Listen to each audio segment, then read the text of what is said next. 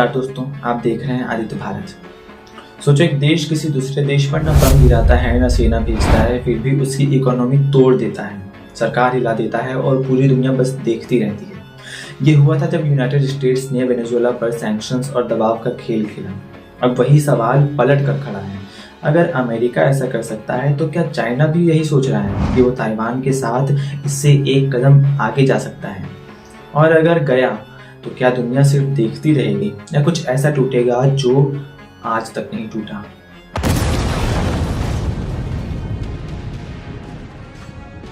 आज के इस वीडियो में दोस्तों हम 4 बातें समझेंगे।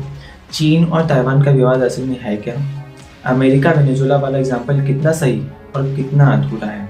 अगर चीन ताइवान पर कब्जा करने के लिए हमला करता भी है तो आगे क्या क्या पॉसिबिलिटीज खुल सकती हैं? और इस पूरे खेल में अमेरिका, दुनिया और भारत कहाँ खड़े नजर आते हैं? ताइवान को अक्सर लोग एक छोटा सा द्वीप समझते हैं, लेकिन असल में ताइवान एक ट्रिगर है। ताइवान खुद को आज़ाद मानता है, अपनी सरकार, अपनी सेना और अपनी पहचान के साथ। लेकिन चीन की नज़र में ताइवान कोई देश नहीं बल्कि गलती है जिसे ठीक करना है। और जियोपॉलिटिक्स में जब कोई जगह गलती कहलाने लगे तो वहाँ शांति सिर्फ अस्थायी होती है। चीन ताइवान के पीछे 3 वजहों से इतना जुनूनी है। पहली वजह है पावर। अगर ताइवान चीन के कंट्रोल में आ गया तो एशिया में चीन का डर कई गुना बढ़ जाएगा। दूसरी वजह है सिक्योरिटी। ताइवान चीन के सामने बैठा वो प्लेटफॉर्म है जहां से चीन को रोका भी जा सकता है और घेरा भी जा सकता है। तीसरी और सबसे खतरनाक वजह है टेक्नोलॉजी। दुनिया के सबसे एडवांस्ड चिप्स ताइवान बनाता है। मोबाइल, गाड़ियाँ, इंटरनेट, मिसाइल, एआई सब कुछ इन्हीं चिप्स पर चलता है। अब आते हैं अमेरिका और वेनेजुएला वाले एंगल पर दोस्तों। अमेरिका ने वेनेजुएला पर टैंक नहीं भेजे, लेकिन इकोनॉमी पर ऐसा वार किया कि देश अंदर से खोखला होने लगा। सैंक्शंस लगे, पैसा रुका, सिस्टम दबाव में आया। यहीं से लोगों को लगता है अगर अमेरिका ही कर सकता है तो चीन ताइवान के साथ क्यों नहीं कर सकता? लेकिन यही सबसे बड़ी गलती होती है, क्योंकि ताइवान वेनेजुएला नहीं है।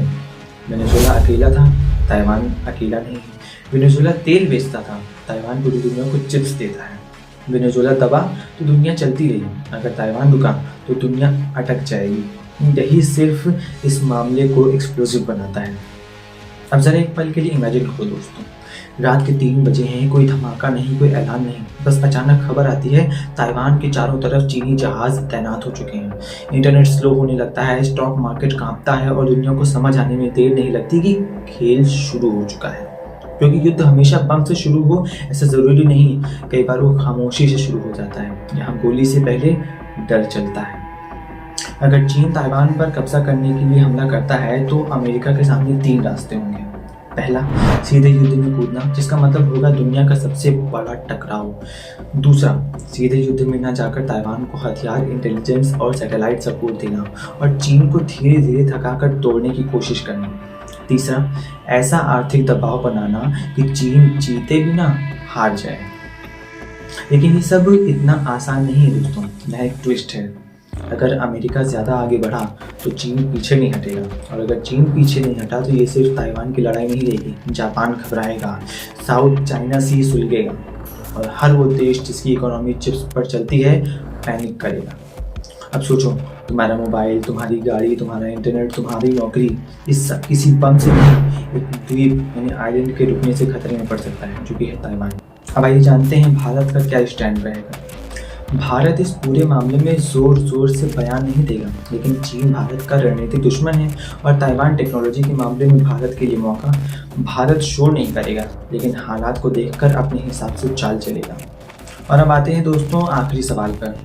अगर चीन जानता है कि ताइवान पर हमला करने की कीमत बहुत भारी है तो क्या फिर भी वो हमला करेगा? और अगर नहीं करेगा तो क्या ये तनाव ऐसे ही चलता रहेगा, एक इनविजिबल वॉर की तरह?